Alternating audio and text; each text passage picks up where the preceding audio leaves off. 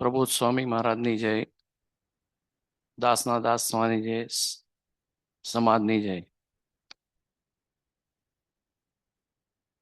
પ્રબોધ સ્વામી જ્યારે એરપોર્ટ પર આવ્યા એટલે અમે લોકોની અંદર એ દિવસે એવો ભાવ આવ્યો હતો કે એનું વર્ણન થઈ શકે એવું છે નહીં. આમ એ દિવસ અને એ સમય જ આખો અલગ લાગતો હતો કે જાણે વર્ષો પછી આપણે આપણા કોઈક સ્નેહીજનને મળતા હોઈએ એ પ્રકારની લાગણી થતી હતી કુદરતી રીતે જ. અને અમે જ્યારે પ્રબોધ સ્વામીને મળવા માટે ગયા ત્યારે જે એમની ચાલ હતી, જે પ્રમાણેનું એમનું દાસત્વ હતું કે જાણે એ અમારી ઉપર ઉપકાર કરવા માટે અહીંયા આવ્યા હોય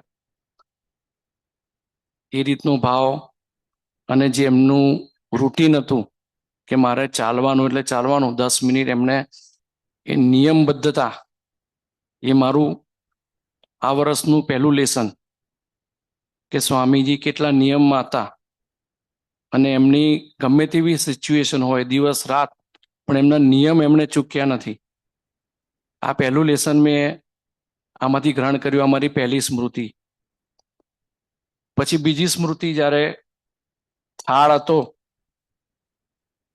એ વખતે પણ આવું જ વાતાવરણ હતું, બધા ભક્તો મદદમાં આવી ચૂક્યા હતા અને જે રીતે કોઈ મોટો તહેવાર આપણે ત્યાં ઉજવવાનો હોય અને એની ઉજવણી થતી હોય અને ચારે કોર કેવો આનંદ ઉત્સવ હોય અને કેટલું ડિસિપ્લિનથી લોકો આયા, ક્યાંય કોઈ પાર્કિંગનો કોઈ ગેરવ્યવસ્થા ના સર્જાઈ.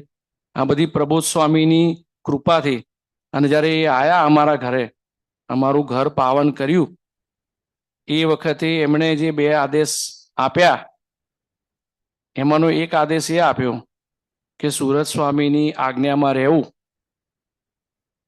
ત્યારે મને ગીતાની અંદર કૃષ્ણ ભગવાનનું એક વાક્ય યાદ આવ્યું કે તમને 18 પુરાણો ના આવડતા હોય, તમને હિન્દુ ધર્મના મોટા મોટા થોથા ના આવડતા હોય, તમને 4 વેદ ના આવડતા હોય અને છતાં બી ચલો અર્જુનની જેમ ઉપદેશની બી તમને ખબર ના પડે, તો તું મારા શરણે આવી જા એટલે તારું કલ્યાણ થશે. આપણે મનુષ્ય છીએ, આપણને કઈ ખબર પડતી નથી. એટલે એ મારી સેકન્ડ થોટ કે બસ આપણે આજ્ઞામાં રહેવું, બીજું બધું આપણને ખબર પડે ના પડે, કારણ કે આપણે બી પામર મનુષ્ય છીએ. પણ એ મારું એક સેકન્ડ લેસન જે હું આજીવન સ્વામીની આજ્ઞામાં રહીશ. ત્રીજી વસ્તુ જે એમણે કીધી મારા ઘરના આગમન પછી, ત્યારે મને મારો ભાવ જે ચેન્જ થયો કે આપણે સાલું કોણ સ્વામીને બોલાવનાર આપણા ઘરે, કે એમણે પકવાનો અનેક ખાધા છે. એ પકવાનોની લાલસાથી નથી આવતા, એ તમારા હિત માટે આવે છે. એટલે હંમેશા સંત જ્યારે તમારા ઘરે આવે ને તો એ ભાવ હંમેશા એ જ રાખો, નતમસ્તક કરીને, કે આ મારું કલ્યાણ થઈ રહ્યું છે અને મારા પરિવારનું કલ્યાણ થઈ રહ્યું છે. અને એમની અંદર ભગવત પ્રાપ્તિ, એ ભગવાન છે એની સાબિતી એમણે મને એ કરી કે જતી વખતે એમણે મારા છોકરાના ખભા પર હાથ મૂકીને એમ કીધું કે આનું ડેસ્ટિનેશન બહુ ક્લિયર છે.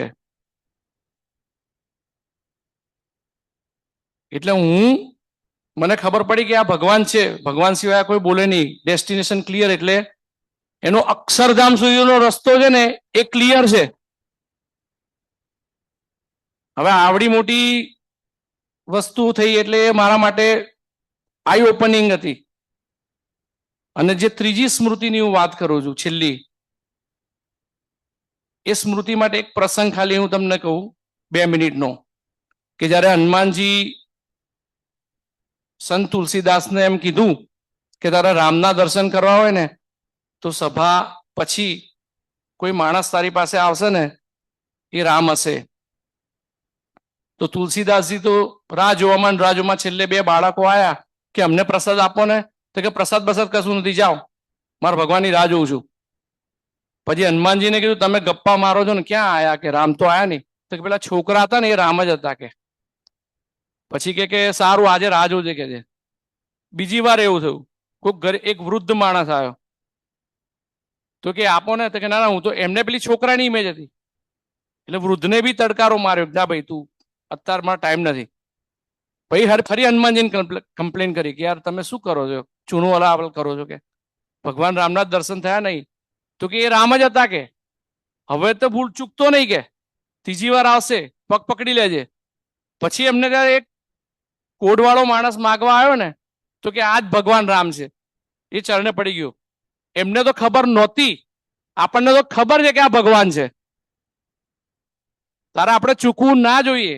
જ્યારે મેં મારા ફાધરનું ઇવેન્ટ થયો હતો ત્યારે હું એમને નસમસ્તક એટલા માટે થયો હતો કે એ ભગવાન સ્વરૂપે અહીંયા હતા. અને જેવી મેં એમના પગે પડ્યો અને જે અનુભૂતિ મને થઈ, એ મારી ત્રીજી અનુભૂતિ હતી કે આ ભગવાન છે. ગુરુની અંદર ક્યારે બી મનુષ્ય રૂપ જોવું નહીં, એ આ મારી ત્રીજી શિક્ષા છે મોટા મોટી, કે ગુરુ એ ભગવાન છે ને ગુરુની અંદર ભગવાનનું રૂપ જોવું. આટલું કહીને હું સમાપ્ત કરું છું. બોલ્યું ચાલ્યું બાપ કરજો.